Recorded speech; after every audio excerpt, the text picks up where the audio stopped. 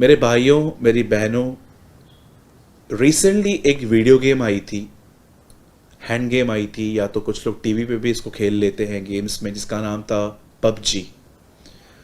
मुझे बहुत सारी मदर्स का मैसेज आया, बहुत सारे मेल्स आए, कुछ लोगों ने ऑफिस में कॉल भी किया, और वो बहनें एक चीज़ बता रही थी कि हमारे बच्चे सारा दिन पबजी खेलते हैं, 18-19 साल के लड़के लड़कियां। इन दिनों में मैंने देखा कि लोगों के अंदर इन दिनों में गेम्स खेलने का, मोबाइल्स के अंदर गेम्स खेलने का बड़ा क्रेज़ है। इससे पहले भी बहुत सारी गेम्स आई थी, लाइक तीन पत्ती, सबवे सर्फ, और एक और गेम थी कैंडी क्रश। स्टार्टिंग से ही बहुत सारी वीडियो गेम्स आती रहती हैं। कुछ लोगों ने मुझे कहा कि हमारे बच्चों के लिए प्रेयर कीजिए, रात भर वो गेम्स खेलते हैं। ओके, एक और चीज़ मैंने इन दिनों में नोटिस की, और वो था यूथ को सेल्फीज निकालने का पैशन। बहुत सारे यूथ इन दिनों में आपने देखा होगा, अगर वो कहाँ पर भी देखते हैं कि अच्छा नज़ारा है, पीछे बैकग्राउंड अच्छा है, तो वो वहाँ पर स्टैंड हो जाते हैं, तरह तरह के पोस्ट लेकर वो फ़ोटोज़ निकालते हैं, वगैरह वगैरह। एक ये चीज़ भी है, और भी ऐसी बहुत सारी चीज़ें हैं जिसमें, जैसे कि आपने देखा होगा कि आजकल की जवान पीढ़ी जिसके पास खुदा को पहचानने का, खुदा के साथ बैठने का कोई समय नहीं है, लेकिन फिल्म्स के सॉन्ग सुनने का, नेटफ्लिक्स पे मूवीज़ देखने का, बहुत सारी बातों का करने का बिल्कुल समय, बहुत समय है उनके पास। अगर आप एक ऐसे व्यक्ति हैं जो खुदा में आने के बाद भी संसार के हाथ को पकड़े हुए हैं, आप जानते हैं आज की दुनिया, आज की जो मसीहत है, आज की जो क्रिश्चियनिटी है, मुझे लगता है बहुतों को ये टीचिंग ही नहीं मिली है कि मसीह के पीछे चलने से पहले आपको संसार को छोड़ना पड़ेगा। मुझे ऐसा लगता है कि ये टीचिंग आजकल बहुतों को मिली ही नहीं है। बहुत सारे लोग ये बात जानते ही नहीं है कि आप यीशु के साथ और संसार के साथ नहीं चल सकते। अब मैं आपको ये नहीं कहता हूँ कि फ़ोटोज़ निकालना सिन है, गेम्स खेलना एक सिन है, लेकिन मैं आपको बताना चाहता हूँ, अगर आप इनके बगैर रह ही नहीं सकते, तो मैं आपको बताना चाहता हूँ, इन चीज़ों ने आपके अंदर बॉन्डेजेस बना दिए हैं। मैं हमेशा कहता हूँ कि बाइबल गर्लफ्रेंड और बॉयफ्रेंड के संबंध को सपोर्ट नहीं करती, तो उसके पीछे एक रीज़न है। मुझे एक व्यक्ति बताइए जो रिलेशनशिप में है, गर्लफ्रेंड और बॉयफ्रेंड के संबंधों में है, और वो खुदा को जानते भी है। बिल्कुल नहीं। एक व्यक्ति दो स्वामियों की सेवा नहीं कर सकता। बाइबल बताती है जहाँ तेरा धन है वहाँ तेरा मन लगा रहेगा। जरा मुझे बताइए, अगर आप किसी के साथ अटैचमेंट में हैं, स्पेशली गर्ल्स और बॉयज़ के लिए बोल रहा हूँ, सारा दिन आपका दिमाग चलता रहेगा कि वो लड़का क्या कर रहा है, वो लड़की क्या कर रही है, मैं विश कर दूं उसको, गुड मॉर्निंग कह दूं, मैं ये कर दूं, मैं वो कर दूं। आपका माइंड इतना बटा हुआ है, आप खुदा को कब पहचान पाएंगे? मेरे भाइयों, मेरी बहनों, अगर आज के लोग पबजी खेल रहे हैं, अगर आज के लोग आपस में रिलेशनशिप लेकर बैठे हैं मसीह में रहने के बाद भी, अगर आज के लोग जो है वो सारा दिन मूवीज़ देख रहे हैं, पबजी खेल रहे हैं, सेल्फीज में बिजी हैं, आप जानते हो ये सारे फ्रूट्स हैं। ज़रा देखिए कि एक जो पेड़ होता है, आप देखते हो कि इसमें फल रहते हैं। मैं आपको बताना चाहता हूं, जो भी लोग इस तरह की ज़िंदगी जी रहे हैं, जो सारा दिन एडिक्ट हो चुके हैं, मैं नहीं कहता हूं कि अगर आप अपने परिवार के साथ होटल में जा रहे हैं, जी नहीं, ये बिल्कुल पाप नहीं है कि अगर आपने वहाँ पर सेल्फी निकाली, ये बिल्कुल पाप नहीं है कि आपने कभी कभी अपने माइंड को रिफ़्रेश करने के लिए गेम खेली। लेकिन मैं आपको बताना चाहता हूँ, आज लोगों की ये आदतें बन चुकी है। मैं फेसबुक पे मैंने रिसेंटली बहुत सारे लोगों को अनफ्रेंड कर दिया। मैंने एडमिन को ये कहा कि जितने भी लोग आपको दिख रहे हैं, जिनको खुदा का कलाम शेयर करने के लिए बिल्कुल टाइम नहीं है, लेकिन अपनी बकवास बातें, अपनी फ़ोटोज़ डालने के लिए उनके पास बहुत टाइम है, लेकिन खुदा के कलाम को डालने के लिए टाइम नहीं है, प्लीज़ उनको रिमूव कर दो। मेरे एडमिन ने मुझे ये भी कहा कि भाई उनको बुरा लगेगा। मैंने कहा हु केयर्स, ये अंतिम समय चल रहा है। You know the Bible says, पुराने ज़माने में खुदा ने अपने लोगों से नबियों के द्वारा बात की, लेकिन इस अंतिम दिनों में उसने अपने बेटे के द्वारा हमसे बात की। क्या आप ये बात जानते हैं? हम तो इन दिनों को अंतिम दिन कहते हैं कि पेंडेमिक फैला हुआ है, बीमारी आई है, कोविड-19, अंतिम समय आ गया है। बाइबल बताती है जब यीशु इस दुनिया में आया, वहां से अंतिम दिन, लास्ट डे स्टार्ट हो गए थे। और इन लास्ट डेज के अंदर हमें खुदा के कलाम को पढ़ने का टाइम नहीं है, शेयर करने का टाइम नहीं है। अपने सेल्फीज और अपनी बकवास बातें जिसका न मुंह है, न सर है, न पैर है, आपको उसको शेयर करने का टाइम है?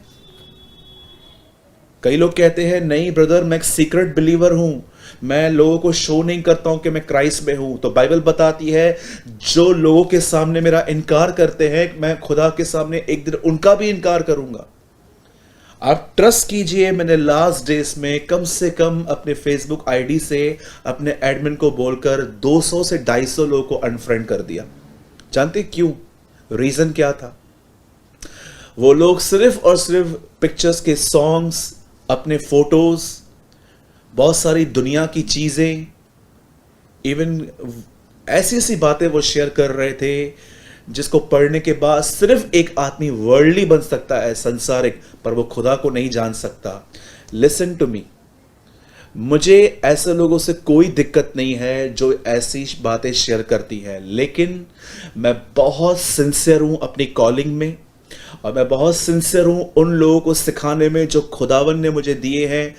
वो लोग अपनी आईडी पे कुछ भी शेयर कर सकते हैं, मुझे कोई प्रॉब्लम नहीं है पर्सनली, लेकिन मैं फेसबुक पर या मैं यूट्यूब पर एक ऐसी टीम बना रहा हूं जो खुदा के कलाम को समझने में गंभीर हो।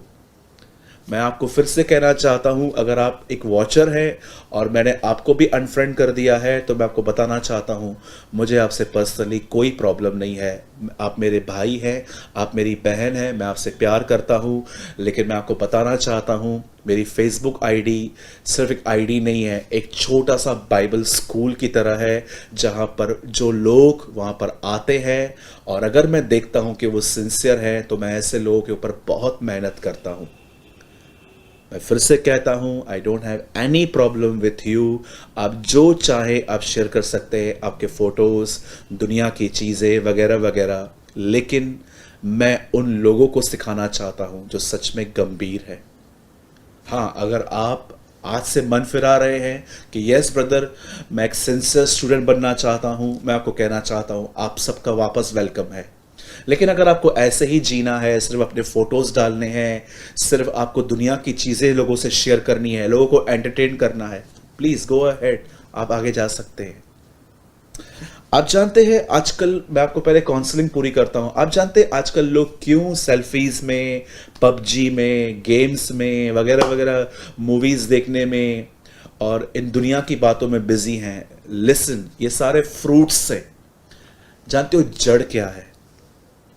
जड़ है इनसिक्योरिटी, जिसे हिंदी में मैं कहूंगा अपने आप को इनसिक्योर फील करना, अकेला फील करना। ये देखिए, हमारे अंदर एक जगह है, जब ये जगह खाली हो जाती है तो हम इसे गेम्स के थ्रू, वीडियोस के थ्रू, टीवी के थ्रू, पिक्चर्स के थ्रू, गेम्स के थ्रू, सेल्फीज के थ्रू अपने आप को एंटरटेन करते रहते हैं ताकि हमें इनसाइड जॉय मिले। पर मैं आपको बताना चाहता हूं मेरे भाइयों, मेरी बहनों, ये सिर्फ अर्थली जॉय है। The Bible never say be joyful, the Bible says be joyful in the Lord. Bible नहीं कहती है सिर्फ आनंदित रहो, बाइबल ये कहती है प्रभु में आनंदित रहो। Rejoice in the Lord always. आप जानते हैं क्यों आप एक गर्लफ्रेंड और बॉयफ्रेंड के संबंधों में हैं? क्यों आप सारा दिन सेल्फीज निकालते हैं? क्यों आप पबजी खेलते हैं? क्योंकि आपके अंदर खुदा का जॉय नहीं है, आपके अंदर प्रभु का आनंद नहीं है, इसीलिए आप संसार की बातों से अपने आप को भरते रहते हो।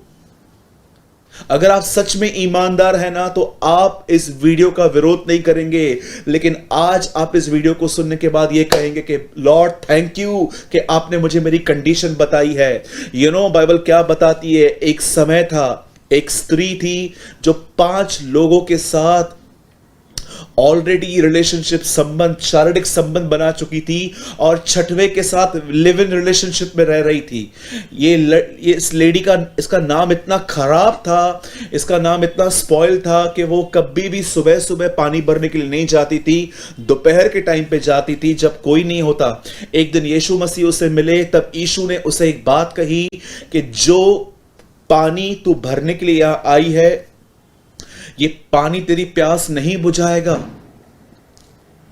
यीशु ने साफ साफ कहा कि जो जल मैं तुझे दूंगा उसे पी के तू कभी प्यासी ना होगी। क्यों यीशु ने इस बहन को उस जल की बात कही जो जल यीशु के पास था, पवित्र आत्मा? क्योंकि ये बहन कहां ना कहां प्यार की प्यासी थी, इसको प्यार चाहिए था और इसके लिए बार बार ये लोगों को बदलती थी, लेकिन इससे कहां से भी प्यार नहीं मिला। तब यीशु ने उसे कहा, जो जल तेरे पास है उससे पीकर तू प्यासी होगी, लेकिन जो जल मेरे पास है उससे पीकर तू कभी प्यासी ना होगी। क्यों यीशु इस बहन से बात कर रहा था? क्योंकि ये अपने आप में इनसिक्योर थी।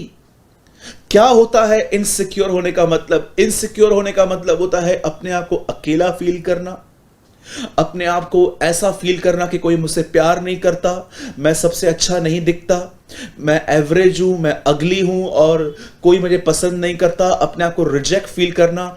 याद रखिए, मदर टेरेसा हमेशा बोलती थी, the greatest poverty is aloneness. सबसे बड़ी गरीबी अपने आप को अकेला महसूस करना है।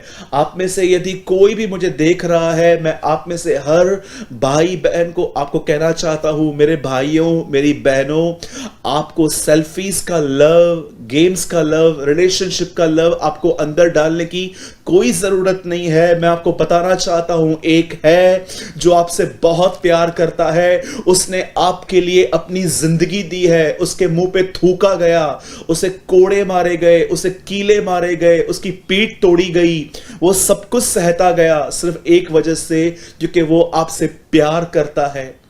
मेरे भाइयों, मेरी बहनों, मैं आप इसको किसको कंडेम नहीं कर रहा हूं, मैं आप में से किसी पे दोष नहीं लगा रहा हूं कि आप गलत हो, लेकिन आज मैं आपको वो नीड दिखाना चाहता हूं, वो शॉर्टकमिंग दिखाना चाहता हूं जिसकी वजह से आप दुनिया के साथ हाथ मिला रहे हैं। आप जानते हैं क्यों लोग आज दुनिया और खुदा को एक साथ लिए हुए हैं? क्योंकि कहां ना कहां वो अंदर में सिक्योर नहीं है, उनके अंदर परमेश्वर का प्रेम नहीं है। बाइबल जानते हैं एक जगह पे क्या लिखा गया है? इंसान के अंदर 3 चीजें हैं, जीविका का घमंड,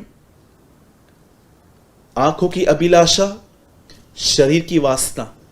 बाइबल ये नहीं कहती जिसके अंदर ये है वो खुदा से प्यार नहीं करता। लिखा है जितने लोगों के अंदर ये 3 चीजें हैं उनमें खुदा का प्यार नहीं है। आप जानते हो, अगर आप बाइबल को स्लोली स्टडी करो तो आपको मिलेगा। ऐसा नहीं लिखा गया है संसार में 3 चीजें हैं, जीविका का घमंड, आंखों की अभिलाषा और शरीर की वासना, और ऐसा लिखा है उसके बाद ये वो लोग हैं जो प्रभु से प्यार नहीं करते, ये गंदगी में चलते हैं। नो, बाइबल बताती है ये वो लोग हैं जिनमें खुदा का प्यार नहीं है। जानते हैं क्यों आज लोगों में घमंड है, आंखों की अभिलाषा है? क्योंकि उन्होंने परमेश्वर के प्रेम को नहीं समझा है। यीशु ने कहा, मैं जा रहा हूं, मैं तुम्हें पवित्र आत्मा भेजूंगा और मैं तुम्हें अनाथ नहीं छोड़ूंगा। आप जानते हो पवित्र आत्मा क्यों आया है आपके अंदर? ताकि हमेशा आपको यह एहसास दिलाए कि आप अनाथ नहीं हैं। आपका एक पिता है जो आपसे बहुत प्यार करता है और वो स्वर्ग में है, और उसी पिता ने आपको बचाने के लिए अपना बेटा बलिदान किया ताकि आप बचाए जाए। आप में से किसी को इनसिक्योर फील करने की कोई ज़रूरत नहीं है, अपने ऊपर ब्लेम करने की कोई ज़रूरत नहीं है कि मेरे माँ बाप ने मुझे अच्छे से नहीं पढ़ाया, मेरी अपब्रिंगिंग अच्छे से नहीं हुई, मैं रिजेक्टेड हूँ, मैं ये हूँ, मैं वो हूँ। मेरे भाइयों, मेरी बहनों, as a messenger of God, प्रभु का एक दास होने के नाते मैं आपसे कहना चाहता हूँ, यीशु मसीह आपसे प्यार करता है। उसने आपको पाने के लिए अपने आप को दिया है, वो आपको कभी नहीं छोड़ेगा, वो आपको कभी नहीं त्यागेगा। यिर्मयाह में लिखा है, मैं अपने मां के पेट से खून से नहलाया हुआ निकला और फेंक दिया गया, और एक दिन जब प्रभु वहां से गुजरा उसने मुझे उठा लिया, उसने हमें एडॉप्ट किया है। वो आपसे प्यार करता है, उसका प्यार आपका कोई भी पाप बदल नहीं सकता। नो डाउट हमें जानबूझ के पाप नहीं करना है, लेकिन मैं आपको कहना चाहता हूं, आपकी कोई भी गलती, आपका कोई भी गुनाह जो आपसे हुआ है, उसका प्यार बदल नहीं सकता। You know the Bible says, कौन हमें उसके प्रेम से अलग कर सकता है? उस लिस्ट में एक चीज लिखी है, न मौत न मृत्यु। जरा सोचिए, कभी आपने सुना है कि कोई आदमी आपसे मरने के बाद भी प्यार करता है? आजकल लोग ये लाइफ में कब कोई मरता है तो उसे कितना टाइम याद कर पाते हैं? 1 महीना, 2 महीना, कुछ साल, पर आहिस्ते आहिस्ते हम भूल जाते हैं, हम अपने लाइफ में चले जाते हैं। लेकिन द बाइबल सेज, कौन हमें उसके प्रेम से अलग कर सकता है? क्या जीवन का, क्या मौत? जरा सोचिए, आप किसी टाइम पे इस दुनिया में थे, एक दिन चले गए, लेकिन स्टिल आप प्रभु के मन में हैं। वो आपसे अब भी प्यार करता है। मौत भी आपको उसके प्यार से अलग नहीं कर सकती। अय्यूब की स्टोरी बाइबल के अंदर बहुत पुरानी है। आप जानते हैं, याकूब की पत्री जब लिखी गई, उस टाइम पे अय्यूब को मरे हुए 3,500-4,000 साल हो चुके थे।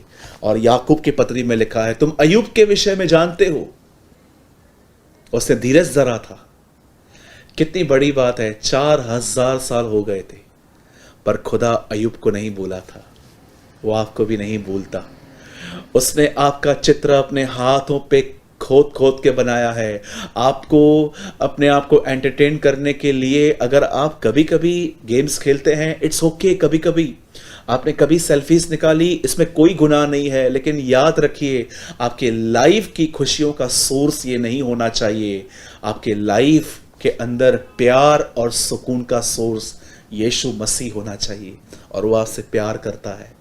He loves you my brothers, my sister's, he loves you. वो आपको कभी नहीं छोड़ेगा, वो आपको कभी नहीं त्यागेगा। यीशु मसीह ने उस बहन को इनडायरेक्टली ये समझाया कि तेरे अंदर एक जगह है और तू गलत बातों से उसे भरने की कोशिश कर रही है। मेरे पास एक जल है, पवित्र आत्मा, वो ले ले, क्योंकि वो तुझे हमेशा रिमाइंड करवाएगा कि तू अकेला नहीं है, तेरा पिता तेरे साथ है। Your dad is with you. आइए, मैं चाहता हूं आप में से हर व्यक्ति इस समय अपना दाहिना हाथ उठाए और स्वर्ग की ओर देख के ये कहे, dad I love you. Come on. मैं चाहता हूं आप कुछ सेकंड्स के लिए इमेजिन करें कि खुदा आपको देख रहा है और उसे कहिए, पापा, डैड आई लव यू, क्योंकि तू मुझसे प्यार करता है। I love you Lord. Thank you मुझसे प्यार करने के लिए। खुदा, शुक्र है तेरी मोहब्बत के लिए जो तूने मुझसे की है। Thank you, thank you.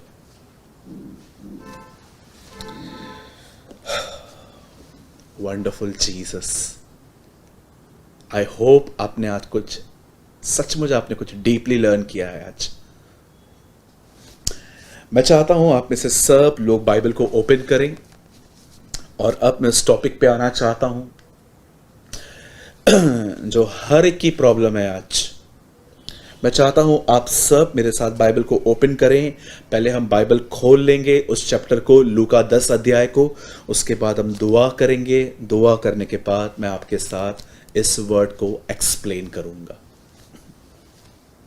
मैं चाहता हूं आप सब ओपन करें लूका की किताब और इसका 10वां अध्याय, ल्यूक चैप्टर 10, लूका की इंजील और इसका 10वां बाब।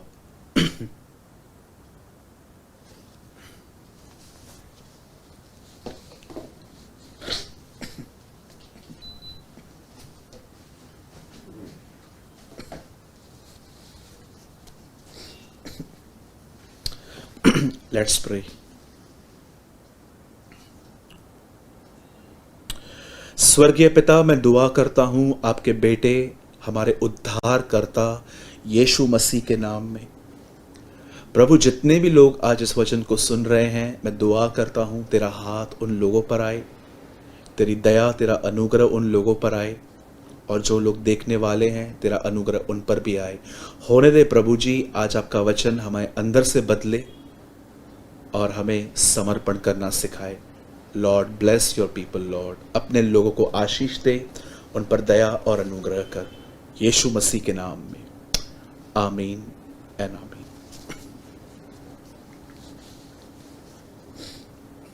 One second.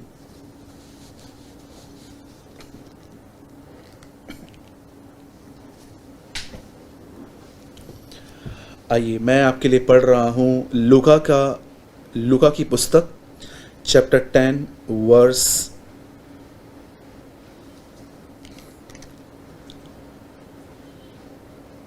40।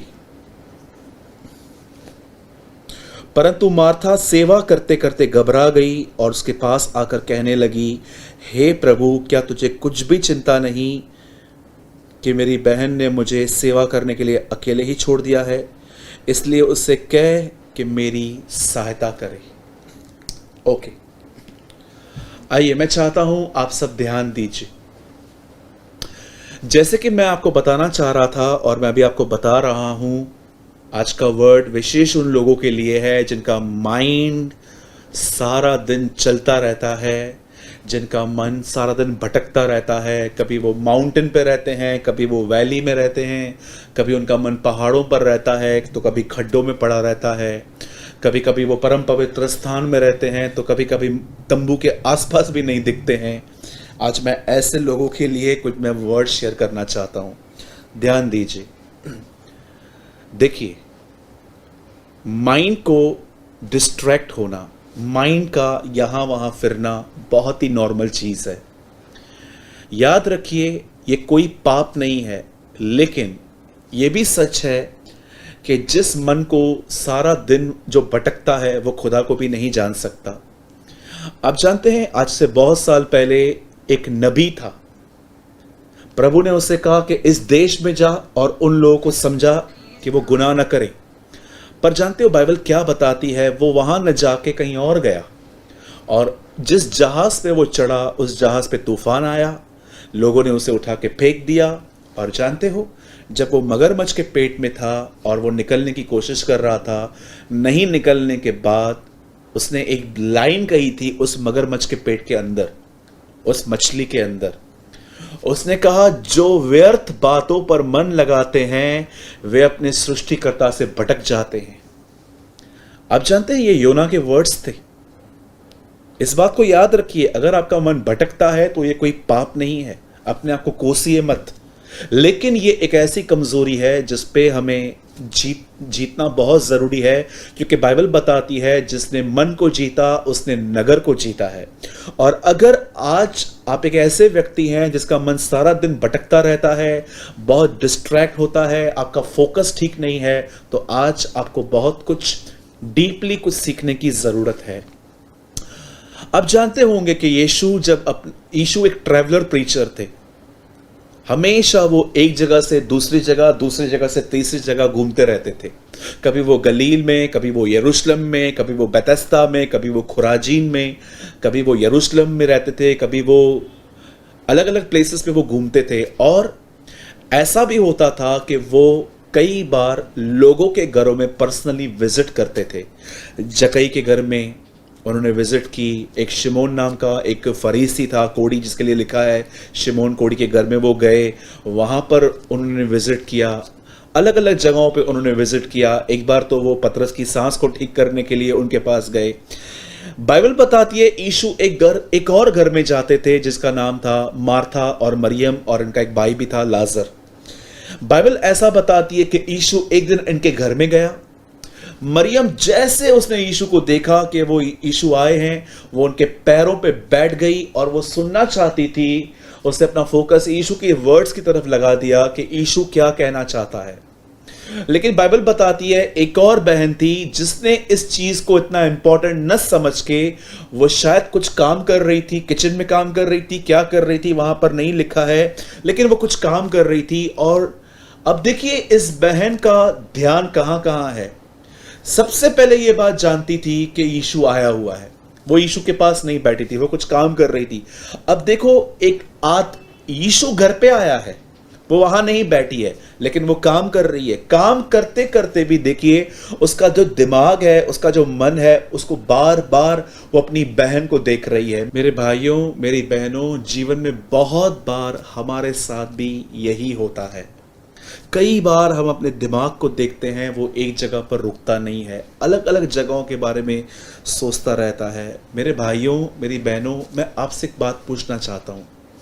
जब मार्था और मरियम इन्होंने देखा कि यीशु मसीह उनके घर में आए हैं, मरियम जो थी वो उसके पैरों पे बैठ गई क्योंकि वो सुनना चाहती थी कि यीशु क्या बोल रहा है। लेकिन मार्था वो कुछ काम करने लगी और काम करते करते उसने क्या देखा कि मरियम उसकी हेल्प नहीं करवा रही है। अब जरा सोचिए, वो काम भी कर रही है, उसका ध्यान कहीं और भी है, और मरियम जो है उसका ध्यान कहीं नहीं है, वो सिर्फ यीशु को देख रही है।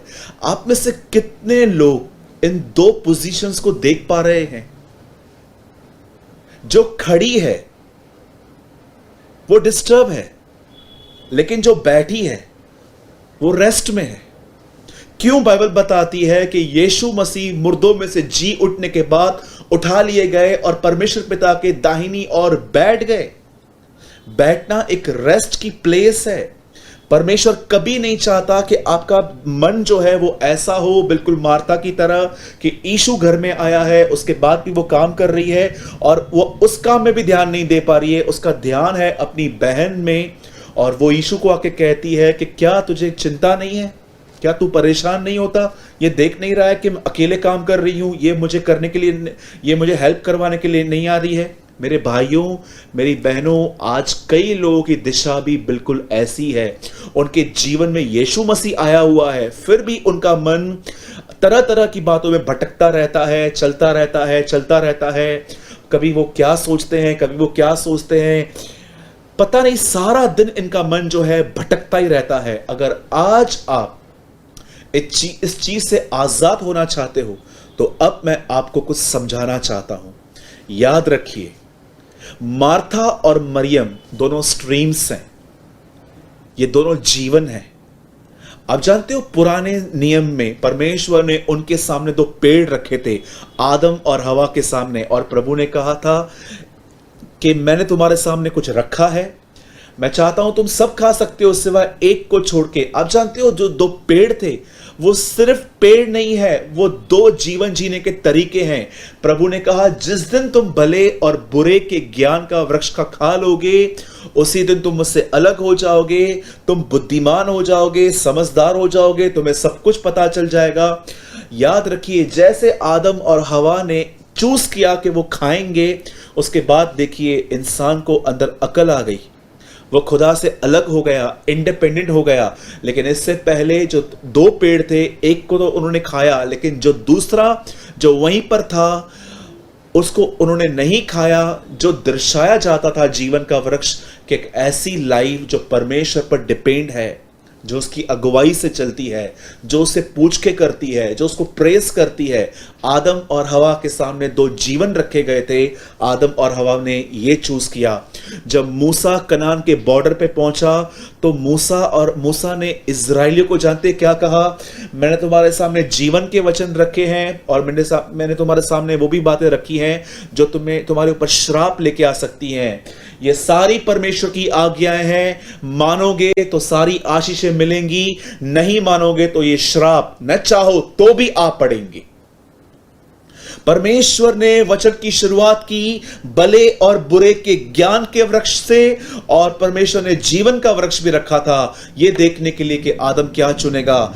इजराइल के सामने भी मूसा ने दो चीजें रखी थी, ब्लेसिंग एंड कर्स, ये देखने के लिए क्या चूज करेंगे। नए नियम के अंदर यीशु मसीह जब प्रचार कर रहे थे तो उन्होंने जानते क्या कहा? उन्होंने वहां पर कहा कि एक ऐसा दरवाजा है, सकरा मार्ग, जो बहुत छोटा है, एक है चौड़ा फाटक। प्रभु ने हमारे सामने भी दो जीवन रखे। वैसे ही मार्था और मरियम सिर्फ एक कैरेक्टर नहीं है बाइबल का, ये दोनों जीवन जीने के तरीके हैं। एक तरीका है कि इससे पहले कि मैं कुछ काम करूं, उससे पहले मैं खुदा के पास बैठूंगा, लेकिन दूसरा तरीका है मैं सब कुछ पहले कर लूं, उसके बाद मैं खुदा के पास आऊंगा। आपसे मैं पूछना चाहता हूं, आप किस स्ट्रीम में हैं? इन विच स्ट्रीम यू आर? क्या आप मरियम की तरह हैं, पहले उसको सुनते हैं फिर आप काम करते हैं? क्या आप मार्था की तरह हैं, उसके साथ न बैठकर आप सिर्फ काम करते हैं और आपका मन भटकता रहता है, फिर आप शिकायत करते हैं खुदा है तो फिर जिंदगी ऐसी क्यों है? जिंदगी बहुत अच्छी है, आपने तकलीफें इनवाइट की हैं लाइफ में। कई लोग कहते हैं मेरे भाई मुझे बता कि मेरे लाइफ में प्रभु ने इतनी प्रॉब्लम्स क्यों अलाउ की हैं। बहुत सारे लोगों के लाइफ में प्रभु ने प्रॉब्लम अलाउ नहीं की है, हमने इनवाइट किया है। जरा सोचिए, अगर आपके पास 3,000 रुपए हैं और अगर आपको 1 मंथ तक वो यूज करने हैं, तो अगर आप हिसाब लगाएं तो आपको प्रतिदिन 100 रुपए खर्च करने हैं। लेकिन आप मॉल में गए और आपने मॉल में बहुत सारी चीजों से टेम्प्ट होकर आप लेकर आए, 3,000 रुपए आपने 2 दिन में उड़ा दिए, अब 28 दिन बचे हैं और अब आप एक एक से बोलते हो कि मुझे पैसा दे दो, मुझे पैसा दे दो, मैं अगले महीने दे दूंगा। और फिर जब आप पैसे लौटा नहीं पाते हैं तो वो लोग आपको तंग करते हैं और आप कहते हैं मुझे प्रभु परीक्षा में डाल रहा है। ये कैसी लाइफ है हमारी, जरा सोचिए। आप जानते हैं मार्था और मरियम एक्सट्रीम्स हैं, 2 लाइफ जीने के तरीके हैं। याद रखिए, इससे पहले कि आप मार्था की तरह काम करें, उससे पहले आपको मरियम की तरह बैठना है। जानते हो बैठने का अर्थ क्या होता है? जब मरियम उसके सामने बैठी थी तो मरियम सिर्फ वहां बैठी नहीं थी, वो प्रभु की उपस्थिति में उसके साथ संगति में थी। लेकिन मार्था दूर थी, उसका माइंड भटक रहा था। याद रखिए, अगर आप चाहते हो कि उठने के बाद आपका मन स्थिर हो तो सबसे पहले बैठना सीखिए। जानते हो बैठने का मतलब क्या होता है? मैं आपसे पूछना चाहता हूं, आप जानते हो यीशु मसीह क्यों मरा? अगर आप ये जानना चाहते हैं होल पर्पस, हो सकता है आपको सिर्फ इस ABCD की 4-5 लाइंस पता हैं, लेकिन होल नहीं पता है। कई लोगों से मैं पूछता हूं भाई मुझे बताइए यीशु मसीह क्यों मरा, तो मुझे वो कहते हैं यीशु मेरे पापों के लिए मारा गया, गाड़ा गया और जी उठा। अगर आप इतना ही जानते हैं तो आप बहुत कम जानते हैं। रीड कीजिए यशाया 53वां अध्याय, वहां पर लिखा है वह हमारे लिए कुचला गया, उसे बेधा गया, प्रभु ने उसे मारा, उसे रोगी किया, वो दुखी पुरुष था। सब बताने के बाद जानते वो क्या कहता है? वो कहता है ये सब होने के बाद प्रभु अपने वंश को वापस पाएगा। यीशु मसीह सिर्फ हमारे गुनाहों के लिए नहीं मरे, लेकिन यीशु इसलिए भी मरे ताकि परमेश्वर का वंश हम लोग उसकी संगति में पहुंचे। वह इसलिए मरा ताकि हम उसके लिए जिएं। अगर आप परमेश्वर के साथ संगति में नहीं हो तो मैं आपको बताना चाहता हूं आपने यीशु के मरने का पर्पस ही नहीं समझा है। जो व्यक्ति ये समझ जाता है कि खुदा ने मुझसे इतना प्यार किया कि उसने मुझे पाने के लिए अपने आप को दे दिया, वो आदमी उसके प्रेम की वजह से बार बार उससे मिलता है। यदि हम विश्वास से धर्मी ठहरे हैं तो अपने प्रभु से मेल रखें, पौल कहता है रोमियो में। मेरे भाइयों मेरी बहनों, मैं आपको समझाना चाहता हूं, अगर आप अपने भटकते हुए मन पर विजय पाना चाहते हो तो आपको सबसे पहले परमेश्वर के साथ बैठना सीखना है। एक ऐसा जीवन है जो मार्था की तरह है, खुदा के साथ नहीं बैठना है। सारा दिन मिनिस्ट्री करनी है, सारा दिन जॉब करनी है, बिजनेस करनी है, नथिंग इज रॉन्ग, पर मैं आपको बताना चाहता हूं प्योरिटीज गलत हैं। आप जानते हैं इससे पहले कि आप मार्था की तरह काम करें, आपको मरियम की तरह उसके साथ बैठना है। बैठने का मतलब क्या होता है? कई बार आपको खुदा के साथ बैठ के वचन पढ़ना है, इस तरह से कि आप एक ट्यूशन पे हैं, वो आपके सामने बैठा हुआ है और आप पढ़ते रहते हैं, वो आपको एक्सप्लेन करता है। जैसे कलाम में भी लिखा है, जो दरवाज़ा खोलेगा मैं उसके भीतर आऊँगा और मैं उसके साथ भोजन करूँगा। भोजन कहाँ से वो देगा आपको? वचन में से। मेरे भाइयों मेरी बहनों, परमेश्वर के साथ बैठने का मतलब है वचन पढ़ना। प्रभु के साथ बैठने का मतलब है प्रेयर करना। प्रेयर करने का मतलब आप जानते हो, सिर्फ रिलीजियस और लॉ के हिसाब से प्रेयर्स नहीं कि बस मुझे सवेरे 11 बजे उठना है, 12 तक सिर्फ बक बक बक बक बक बक करनी है, जो मैं रोज बोलता हूं मुझे वो बोलना है। नो, प्रेयर करने का मतलब होता है अपने पूरे अंदर को खुदा के सामने उंडेल देना कि प्रभु हाँ मैं इस बात में कमजोर हूं, प्रभु हाँ मुझसे पाप होता है, हाँ प्रभु मैं इन चीजों की तरफ अट्रैक्ट होता हूं। अपनी सारी कमजोरियां खुदा के सामने उंडेलने का मतलब होता है दुआ करना। कई बार आप जब प्रभु के साथ बैठते हैं तो आप बाइबल पढ़ने के द्वारा बैठें, कई बार आप दुआ करते हैं, कभी कभी आप सिर्फ अन्य भाषाओं में बात करते हैं और आप उस समय भी खुदा के साथ रहते हैं। कई बार ऐसा होता है कि आप प्रभु की आराधना करते हैं, वो गीत नहीं जो सब लोग गाते हैं, वो गीत जो आपकी स्पिरिट को मूव करते हैं। और कई बार ऐसा भी होता है कि आप खुदा के साथ बैठते हैं। आप जानते हैं सबत के दिन इज़राइल के लोग क्या करते थे? जिस दिन उनको कोई काम नहीं करना रहता था, वो उस दिन अपने घर पे बैठकर उन दिनों को याद करते थे जब परमेश्वर उन्हें मिस्र की गुलामी से निकाल के लाया था। वो उसके उपकारों को याद करते हैं। इसीलिए बाइबल बार बार कहती है, मैं तुम्हारा वह परमेश्वर हूं जो तुम्हें मिस्र की गुलामी से निकाल लाया हूं। क्या आप जानते हो ये सारे काम प्रभु की संगति में किए जाते हैं। ये सारे काम कमरा बंद करके एक जगह पर बैठ के किए जाते हैं। कभी बाइबल पढ़ी जाती है, कभी दुआ की जाती है, कभी अन्य भाषाओं में बात की जाती है। अगर आपके पास अन्य भाषा नहीं है, बिल्कुल चिंता मत कीजिए, उससे महान वरदान आपके पास है, परमेश्वर की बड़ाई करना, उसको प्रेस करना। आप जानते हैं जब आप बाइबल पढ़ते हैं, जब आप दुआ करते हैं, जब आप फास्टिंग करते हैं, टंग्स में बोलते हैं, उसके उपकार याद करते हैं, उसकी आराधना करते हैं, तब होता क्या है? आप पवित्र आत्मा से भरना शुरू होते हैं और वही पवित्र आत्मा आपके मन को स्थिर करता है। यही काम यीशु जैतून पर्वत पर, जंगलों पर, गार्डन्स में जाके करता था और उसके बाद लोग उसे कहते थे, बालजबूल है तू, दुष्ट आत्मा है तू, पेटू है, पियक्कड़ है। उसका ध्यान कहां नहीं भटकता था, क्योंकि वो पवित्र आत्मा से भरा हुआ था। अब कुछ लोग कहेंगे, ब्रदर यीशु तो परमेश्वर था। बिल्कुल, लेकिन यह भी याद रखिए, यीशु अपने आप को मनुष्य का पुत्र भी कहता था। उसने इंसान बन के हर वो काम करके दिखाया जो उसको देखकर हमें सीखने की जरूरत थी। मेरे भाइयों, मेरी बहनों, याद रखिए, परमेश्वर के पास कोई जादुई छड़ी नहीं है कि एक दिन वो आपके सर पे टच करेगा और आपका मन भटकना बंद हो जाएगा। आपका काम है प्रतिदिन अपने आप को भरना। यीशु ने तब तक उन मटकों में दाखरस नहीं बनाया जब तक चेलों ने, लोगों ने पानी नहीं भरा। आपका काम है प्रतिदिन मरियम की तरह उसके सामने बैठकर ये सब करना। और ये सब लॉ के हिसाब से नहीं होना चाहिए कि आज से आप शुरू कर दोगे कि भाई सूरज भाई ने मुझे बोला है इसलिए मैं कर रहा हूं प्रभु। नो, आप ये बात जानिए, आप उसका वचन पढ़ रहे हैं जो आपसे सबसे ज्यादा प्यार करता है। आप उसके सामने दुआ कर रहे हैं जो आपकी केयर करता है। आप उसकी बड़ाई कर रहे हैं जो सच में योग्य है। आप उसकी आराधना कर रहे हैं जो सच में आपसे प्यार करता है। हर चीज इसलिए नहीं करते क्योंकि ये कानून है, सब चीजें इसलिए की जाती हैं क्योंकि वो हमसे प्यार करता है। यीशु ने ये नहीं कहा जो मुझसे डरते हैं वो मेरे नियमों को पालते हैं। यीशु ने कहा जो मुझसे प्रेम करते हैं वो मेरी आज्ञा को मानते हैं।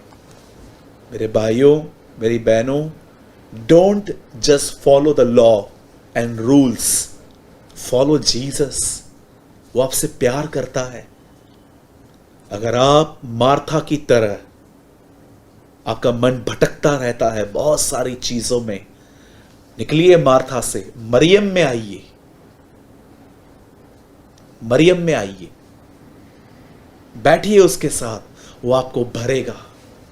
आज इस वीडियो को पूरा होने के बाद आप में से हर व्यक्ति, इस वीडियो को पूरा करने के बाद हर व्यक्ति ये कन्फेस करे और कमेंट करे कि इससे पहले कि मैं मार्था बनूं, उससे पहले मुझे मरियम बनना है। आप में से जितने भी लोग मुझे देख रहे हैं, मैं आप सभी से दरख्वास्त करता हूं, अब लगभग मैं इस मैसेज को पूरा करने पर हूं।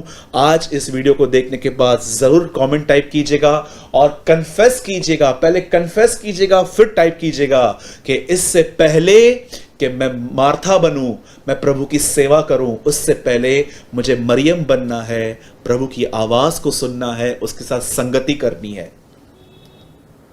यही एक तरीका है आपके भटकते हुए मन को वश में करने का। आप और मैं चाहकर भी अपने माइंड को कंट्रोल नहीं कर सकते हैं, लेकिन जब हम उसके साथ समय बिताते हैं, वो हमें भरता है, वो हमें वो योग्यता देता है और वो हमें आत्मा से भरता है। वही पवित्र आत्मा हमें यीशु की तरफ देखने में और मन को स्थिर करने में मदद करता है।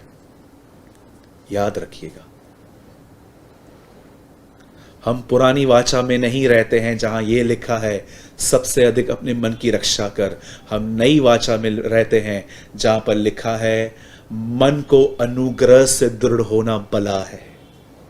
By the grace, by the grace. अगर आप नहीं जानते हैं तो मैं आज आपको ये वर्ड दिखा देता हूं। बहुत लोग इस वर्ड को नहीं जानते हैं। आपके स्क्रीन पर आ रहा है इब्रानियों 13 और उसका 8वां वचन, 9वां वचन। नाना प्रकार के विचित्र उपदेशों से न भरमाए जाओ, क्योंकि मन का अनुग्रह से दृढ़ रहना भला है, न कि खाने की वस्तुओं के द्वारा जिनमें काम, आगे नहीं जाऊंगा। यहां लिखा है मन अनुग्रह से मजबूत होता है। अनुग्रह किसके पास है? बाइबल बताती है अनुग्रह का आत्मा, होली स्पिरिट के अंदर ग्रेस है आपके माइंड को कंट्रोल करने की। आइए हम दुआ करें। स्वर्गीय पिता, मैं दुआ करता हूं यीशु मसीह के नाम में। प्रभु, आज जितने भी लोगों ने कलाम सुना, तेरे वचन को सुना, मैं दुआ करता हूं प्रभु जी, तेरे हर बच्चे पर प्रभु तू दया और अनुग्रह कर। होने दे प्रभु के आने वाले दिनों में हम अपने मन में आने वाले विचारों पर जय पाएं, हमारा मन भटकने से बचे और हम पवित्र आत्मा से परिपूर्ण हो। जितने भी लोग मुझे देख रहे हैं खुदा, यदि इनमें से कोई भी व्यक्ति डिप्रेशन में है तो यीशु मसीह के नाम से वो सारे डिप्रेशन के बॉन्डेजेस यीशु के नाम से टूट जाए, यीशु के नाम से टूट जाए। तेरी दया, तेरा अनुग्रह तेरे लोगों पर हो, हर एक की जरूरत पूरी कर प्रभु। मैं तुझसे ये विनती करता हूं, मैं तुझे सारी महिमा और आदर देता हूं। विश्वास करता हूं कि आपने मेरी दुआ को सुना, यीशु के नाम में, आमीन एंड आमीन।